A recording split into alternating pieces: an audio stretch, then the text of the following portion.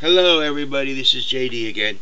A long time ago I gave you a little lesson on economics I called Economics 101.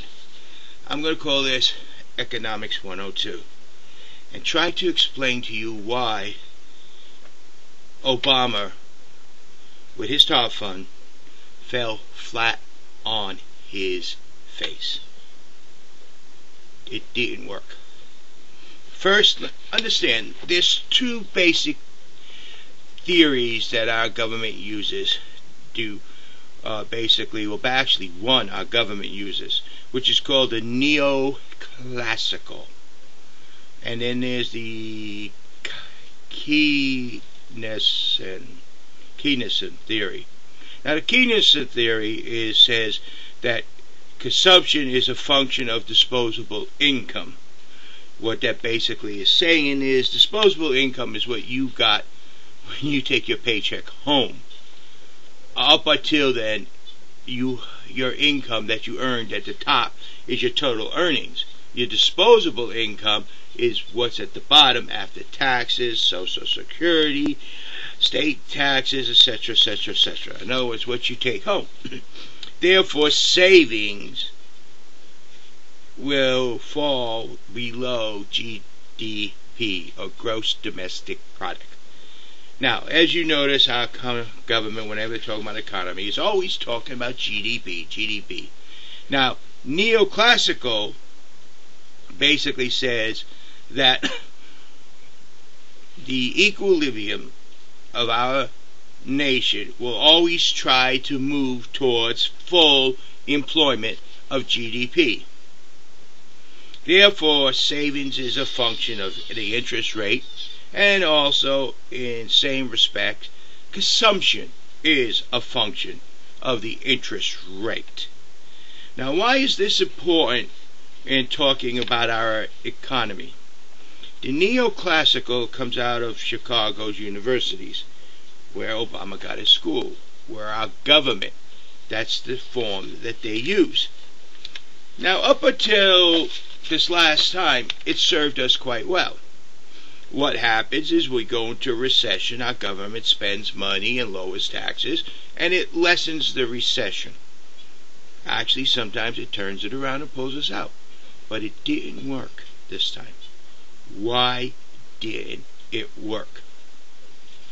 Let's look at some of the facts, what really happened, and maybe you'll understand. First, the bailouts did not work because they were not working towards our national GDP. That's the first thing I'm going to tell you. Now I'm going to explain that. Now, if we let's take a look at the companies that were bailed out and the companies that weren't. Let's see, Toyota was in this country building automobiles. It didn't receive a bailout. It's building its vehicles here within the United States in different areas where the economy can't support hiring people, paying them a fair salary, and producing a product that is competitive in the American market. Nissan's doing the same thing. Honda is also. They didn't get a bailout. Ford, no, they didn't get a bailout either, did they? Because they are also manufacturing a large chunk of their vehicles that they sell in the United States, within the United States, and they're paid fair, decent salaries, and different areas where the economy is as such that they can pay a fair salary, and people can earn a decent living, and they can still sell their vehicles at a competitive price here in the United States. But Chrysler and GM did receive a bailout, didn't they? Now, let's see, let's take a look. Well, most of Chrysler's vehicles are manufactured or put together, I said most, not all, which is most, in Canada, not the United States. Okay. Well, alright, that's understandable. Most of Chrysler vehicles are put together in Canada. Now, if we take a look at GM, oh, wait a minute.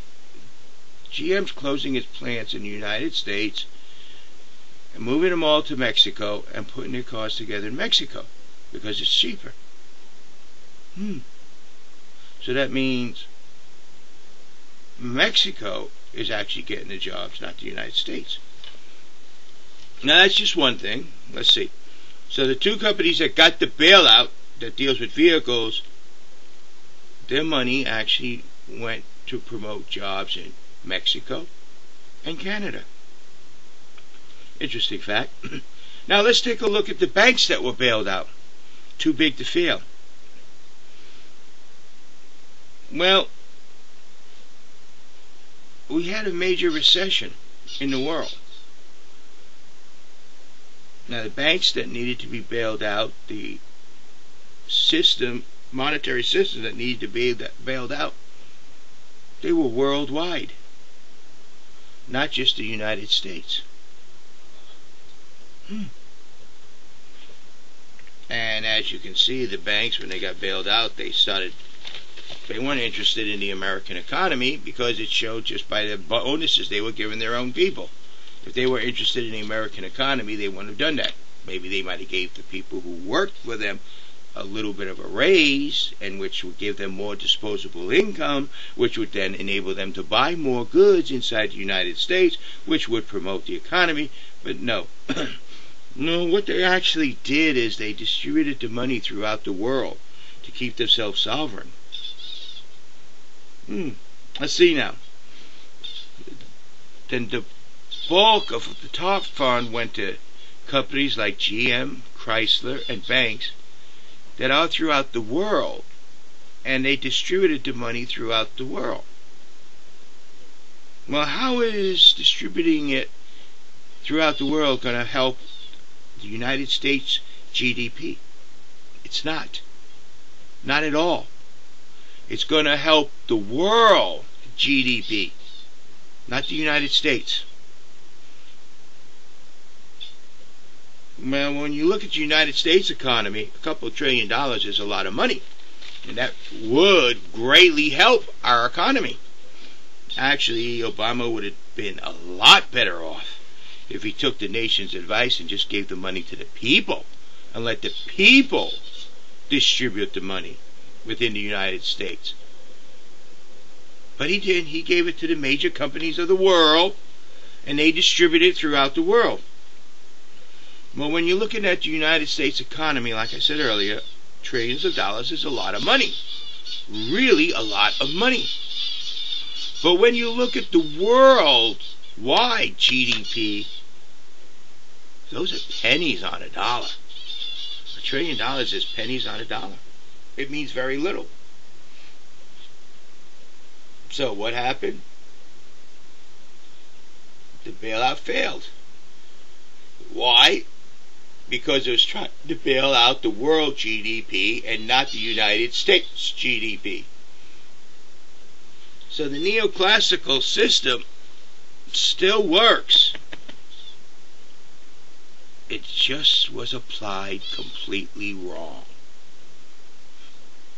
Instead of looking at what they should have applied it to, they just applied it blanketly, and it ended up being distributed throughout the world instead of within the United States and its boundaries. And our federal government does not realize, yes, we are a rich nation, but we cannot support the world. That's the first thing that's going wrong with our economy. Congress and the federal government does not realize the American people cannot support the world. So the top failed. Their own economics told them what exactly would happen. That if you go into world distributors and you try to bail the world distributor out, the money that goes into it will be distributed among the world, not just the United States. And unfortunately, the world got the lion's share of everything. Helped Mexico, helped Canada. Didn't do much for giving jobs to the people in the United States. Helped Europe, helped Germany, helped China, Even helped Japan a little, but didn't do much for the United States. That's the world GDP. So the system, neoclassical system, does still work. It just needed to be targeted. So to ensure that the bailout would only be focused on our national GDP and not the world's national GDP. Yep, that's why it failed. They took the top and tried to bail out the whole wide world. And that happens when you don't watch and pay attention to what you're doing. Plain and simple. Their own economic people, their own economists should have told them this is what's going to happen. But you see, our nation has been using this since the Depression era. And it has worked every time. Why would